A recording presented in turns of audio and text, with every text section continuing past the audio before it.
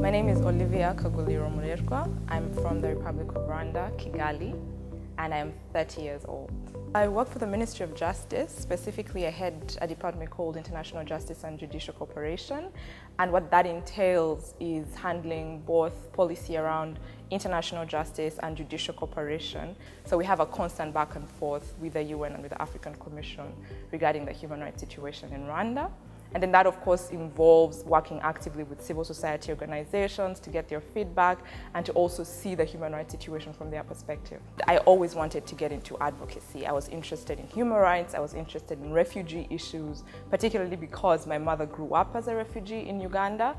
And I remember one of the first jobs I did was working for a refugee advocacy agency, and to me that was really what I was supposed to be doing. When I learned that I was coming to the presidential precinct, and to Virginia in particular, I wondered, what I could possibly learn from this particular place of all places. I didn't think of it as particularly metropolitan or cosmopolitan place.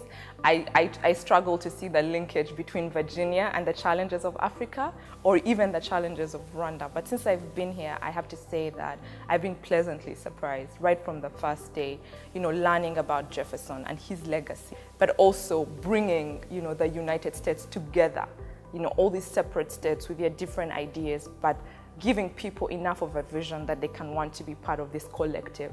And that is something definitely applicable to Africa. We're struggling to form a union at the African Union level, at the East African Community level. There is definitely a lot that you can take away from that. And then also being in Charlottesville, it's not a big city, but Kigali is not a big city. So I think there is so much more for me to learn that I could apply. This week we had a very interesting session on wicked problems led by Suzanne Mumar and Ellen Bassett. A wicked problem is a problem that you don't have an obvious answer to, a quick solution. And so you almost feel like, oh, we have governance issues, I need to fix that. We have education challenges, I need to fix that.